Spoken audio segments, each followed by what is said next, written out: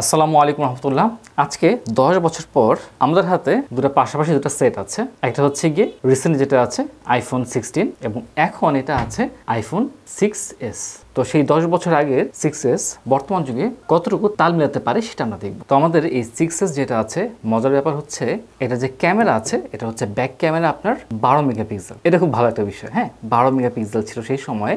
আর front camera যেটা দেখতে পাচ্ছেন এটা হচ্ছে কি আপনার 5 মেগাপিক্সেল। আর বর্তমানে যদি আমরা আইফোন 16 দেখি 10 বছর পর, এটাতে আপনারা পেয়ে যাচ্ছেন দুটো ক্যামেরা, একটা হচ্ছে গিয়ে 48 মেগাপিক্সেল এবং আরেকটা হচ্ছে গিয়ে 12 মেগাপিক্সেলের। আর এটার ফ্রন্টও দেওয়া আছে 12 মেগাপিক্সেল। তো আমরা এটা যে ফ্রন্টের মেইন ক্যামেরা এবং এটার ফ্রন্টের একটি মাত্র মেইন ক্যামেরা, এই দুটো একটু কম্পেয়ার করে দেখি, এই দুটোতে ভিডিও করে দেখি যে কেমন আসে। আসসালামু আলাইকুম রহমতুল্লাহ।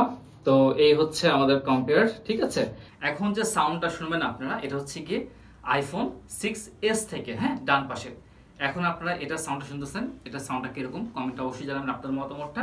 এবার সাউন্ডটা শুনতেছেন আইফোন 16 থেকে, বাম পাশে এই ক্যামেরা থেকে। হ্যাঁ, তো সাউন্ডের যে কম্পারিজনটা আছে আপনারা নিজেরাই বুঝতে পারতেছেন কোনটাতে কিরকম সাউন্ড আউটপুট পাওয়া যাচ্ছে, এবং ভিডিও কোয়ালিটি আপনারা নিজেরাই বুঝতে পারতেছেন কিরকম লাগতেছে দেখতে। তো আমরা অডিও কম্পারিজন শুনলাম। ডেফিনেটলি অডিও এবং পিকচার যে কোয়ালিটি আছে, ইমেজ কোয়ালিটি, দুটোতেই কিন্তু আইফোন 16 এগিয়ে আছে আইফোন 6s থেকে। তবে একটা কিছু বলতে হয়, 6s যেটা আছে 10 বছর আগের, এই স্মার্টফোনের সাউন্ড কোয়ালিটি কিন্তু ভাই এতটা খারাপ না। ভলিউমটা কম, কিন্তু আমার কাছে এত বেশি খারাপ লাগে নাই। আমি অলরেডি নিয়ে একটা রিভিউ করেছি শুধুমাত্র এই ফোন দিয়ে। যদি আমি পিকচার কোয়ালিটির কথা বলি, যদি ভালো একটা ভিডিও করতে চান প্রফেশনাল, ডেফিনেটলি আইফোন 16, কিন্তু আইফোন 6s এ কাজ কিন্তু চলে যাচ্ছে, এটা বেশ ভালো ছিল। আলহামদুলিল্লাহ, এই হচ্ছে আমাদের ফ্রন্ট ক্যামেরা। তো আমি দিকে তাকিয়ে আছি, এটা হচ্ছে গিয়ে আইফোন 6s এর দিকে তাকিয়ে এখন ভিডিও করতেছি। আর এখন আমি তাকাচ্ছি হচ্ছে গিয়ে আইফোন 16। হ্যাঁ, তো দেখেন ভাই, মানে কম্পেয়ার করে বোঝা যাচ্ছে দুইটার আকাশ পাতাল তফাৎ। হ্যাঁ, এই হচ্ছে বিষয়। যাই হোক, আলহামদুলিল্লাহ। আর সাউন্ড কোয়ালিটি আপনারা নিজেরাই বুঝতে পারছেন কোনটা কিরকম। আচ্ছা, এবার আমরা একটু ভালো করে যদি লক্ষ্য করি, যদি প্রপার লাইটিং থাকে, দুইটাই কিন্তু বেশ ভালো কোয়ালিটির। ফ্রন্ট ক্যামেরা কিন্তু এটা হচ্ছে মাত্র 8 মেগাপিক্সেল। হ্যাঁ, ফ্রন্ট ক্যামেরা কিন্তু অনেক কম আছে, ঠিক আছে। কাছে দুটোই ভালো লাগতেছে। ডেফিনেটলি আইফোন 16-টা অবশ্যই বেটার, কিন্তু যারা বেসিক কাজ করতে চান তার জন্য আইফোন 6s এখনও কমপ্লিট করতে পারবে। আর অডিও যখন আমি ক্যামেরাটা কাছে এনেছি, কিন্তু আমি হাত দিয়ে ধরে রাখছি, এই দুটো ফোন আইফোন 6s বেশ ভালো লাগতেছে। এবার একটা কাজ করি, আমরা এই দুটো ফোনের ফটোগ্রাফি আছে, ফটোর স্যাম্পল নিয়ে দেখি ফ্রন্টে এবং সেলফি ক্যামেরা দুটো কেমন হয়। সেলফি ক্যামেরায় ডেফিনেটলি আইফোন 6s খুবই বাজে অবস্থা, একদম ওয়াশ আউট হয়ে গেছে। আইফোন 16 ডেফিনেটলি এগিয়ে আছে, তবে একটা জায়গায় গিয়ে বলবো যে দাড়িটা দেখেন, দাড়িটা আইফোন 16 মনে হচ্ছে একদম উস্কো উস্কো দাড়ি, খুবই বাজে অবস্থা, আইফোন 16 লাগতেছে। কিন্তু বিপরীতে আইফোন 6s এ দাড়িগুলো খুব গোছানো মনে হচ্ছে। হ্যাঁ, এই বিষয়টা কিন্তু এটা হচ্ছে আমাদের মেইন ক্যামেরা দিয়ে। ভাই দুটোতেই আউটপুট আমার একই রকম লাগতেছে। এবার যদি আমি জুম করি, জুম করে দেখেন আইফোন 16 এর যে জুম আছে এটা অ্যাকচুয়ালি টেলিফোটো ক্যামেরা আছে, সেই জন্য কিন্তু এটা একদম শার্প দেখা যাচ্ছে, ক্লিয়ার। অন্যদিকে আইফোন 6s এটা কিন্তু ডিজিটাল জুম করা হয়েছে এবং ডিজিটাল জুম করার কারণে এটা ফেটে গেছে। হ্যাঁ, কালারটা নষ্ট হয়ে গেছে। আইফোন 16 ফুল জুম দেওয়ার পরে এরকম অবস্থা হয়েছে, একদম কাছাকাছি চলে আসছে, বাট ইমেজ কোয়ালিটি নষ্ট হয়ে গেছে। আর আইফোন 6s ফুল জুম দেওয়ার পরে এটুকু আসছে। আর ইমেজ কোয়ালিটি ভাই এখন আমার কাছে দুইটাই সেম লাগতেছে। দেখেন, 10 বছর আগের ফোন আর 10 বছর পরের ফোন দুইটাই সেম। তো কিছু কিছু বিষয় 10 বছরের কথা চিন্তা করলে আইফোন 6s কেই আগে রাখতে হয়। আর আমরা এখন দেখতে পাচ্ছি হচ্ছে নাইট ফটোগ্রাফি। নাইট ফটোগ্রাফির ক্ষেত্রে আইফোন 16 খুবই ভালো পারফরমেন্স করতেছে, এটা নাইট ফটোগ্রাফি বিল্ট ইন আছে। বাট আইফোন 6s এর ক্ষেত্রে এটা খুবই বাজে অবস্থা, ইমেজের অবস্থা একদমই খারাপ হয়ে গেছে। এবার হচ্ছে ব্যাটারি ব্যাকআপ নিয়ে। 16 যেটা আছে এটা কিন্তু ব্যাটারি অনেক আপডেট করা হয়েছে আস্তে আস্তে করে। তো এখন ব্যাটারি কতটুকু আছে তার থেকে গুরুত্বপূর্ণ আমার মনে হয় ব্যাটারি কতক্ষণ লাস্টিং করে। এটা হচ্ছে গিয়ে গতকালকে চার্জ দেওয়া হয়েছিল, সকালের দিকে 95% ছিল এবং এখন আছে 24%। মোটামুটি হালকা পাতলা ছবি তোলা হয়েছে এবং মোটামুটি কোয়ালিটি টাইম ফেসবুক ইউজ করা হয়েছিল। আর বিপরীতে আমরা 6s যেটা আছে এটাতে মোটামুটি এক চার্জে দিনের 4 ভাগের 3 ভাগ চলে যায় যদি সাধারণভাবে ইউজ করা হয়। কিন্তু যদি বেশি সময় কথা বলা হয় এবং অনেক বেশি নেট ব্যবহার করা হয়, তাহলে সেই ক্ষেত্রে একদিনে 3 বার পর্যন্ত চার্জ দেওয়া লাগে। এই ক্ষেত্রে ব্যাটারি ব্যাকআপটা এটার বেশ দুর্বল। এবার যদি আমরা সাইজের ক্ষেত্রে কম্পেয়ার করি, এই হচ্ছে সাইজ। তো সাইজটা মোটামুটি কাছাকাছি, বাট এটার যে প্রো আছে এবং ম্যাক্স যেটা আছে সেটা কিন্তু আরও বড় 16-এর। তো সেই ক্ষেত্রে অনেক একটা পার্থক্য তৈরি হয়। আর যদি আমরা থিকনেসের কথা বলি, 6s কিন্তু অনেক চিকন। হ্যাঁ, একটা সময় ছিল যখন সব ইন্ডাস্ট্রিগুলো স্মার্টফোনের ওরা হচ্ছে যত থিকনেস করা যায় তত ট্রাই, যত বেশি থিকনেস করা যায়। হ্যাঁ, হঠাৎ করে বাদ দিল কবে জানেন? এটা প্রথম বের হয়েছিল আইফোন 6s কিন্তু 1 বছর পর বের হয়। এর কারণটা আপনাদের মনে আছে কিনা আমি বলে নিই।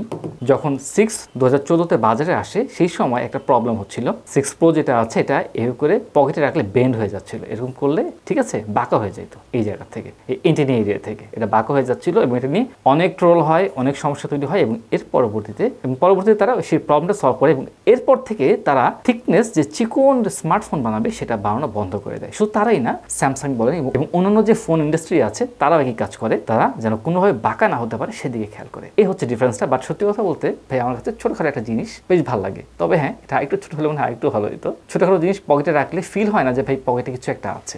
এই দেখেন আমি পাঞ্জাবির পকেটে রাখতেছি এবং ভাই কোথায় আছে এটা দেখা যাচ্ছে না। হ্যাঁ, এই জিনিসটা ফিল হয় না ওইভাবে করে। তো সেই ক্ষেত্রে এই ছোটোখাটো জিনিসগুলো বেশ ভালো লাগে। সাউন্ড কোয়ালিটি ডেফিনেটলি এটা অনেক বেশি ভালো হবে, এটি স্বাভাবিক। তবে যদি আমি আজ থেকে 10 বছর আগের কথা কম্পেয়ার করি সেই তুলনায় কিন্তু এটার সাউন্ড কোয়ালিটি বেশ ভালো ছিল। আরও মজার ব্যাপার হচ্ছে গিয়ে এটা যে ভিডিও কোয়ালিটি আছে, ভিডিও ক্যামেরা 12 মেগাপিক্সেলের, এটাতে আপনার 4K পর্যন্ত ভিডিও হয়। এটা ভাই একটা অসাধারণ জিনিস। হ্যাঁ, এটাতেও কিন্তু 4K ভিডিও হয়, তবে হ্যাঁ এটার ফ্রেম রেটটা অনেক বেশি পর্যন্ত টানতে পারবেন। বাট সেই সময় এটা 4K তারা অফার করছিল।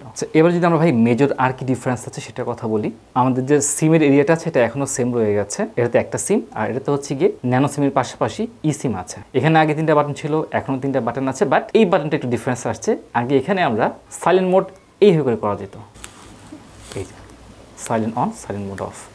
এবং এখানে আপনি প্রেস করে যদি ধরে রাখেন টিপ দিয়ে তাহলে আপনি সাইলেন্ট করতে পারবেন, আবার প্রেস করে ধরে রাখলে সাইলেন্ট অফ হয়ে যাবে। বাদ বাকি নিচে দুটো হচ্ছে গিয়ে ভলিউমের বাড়ানো কমানো এবং অন্য ফাংশন।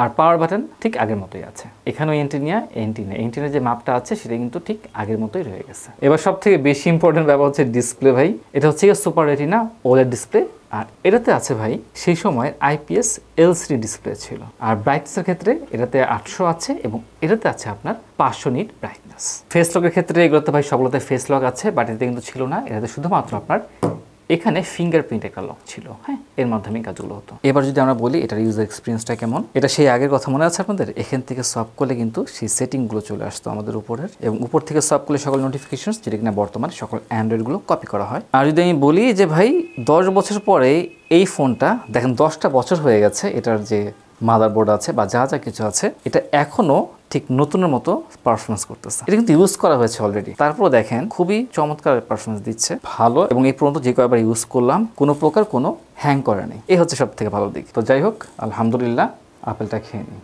তো আলহামদুলিল্লাহ এই ছিল আমাদের আইফোন 6s এর রিভিউটা, মানে বর্তমান সময় 10 বছর পরে এটার কি অবস্থা। এই তো আপনাদের পার্সোনাল মতামত কি, আপনারা কারা কারা এটা ইউজ করেছিলেন সেই সময় এবং এখন কারো কাছে এটা আছে কিনা, বা আপনাদের যে কারো কাছে থাকলে এটা কি অবস্থা, ছবি তুলে আমাদের কমেন্টে দিতে পারেন অথবা আমাদেরকে আপনার মতামত জানাতে পারেন। আসসালামু আলাইকুম রহমতুল্লাহি ওয়া বারাকাতুহু।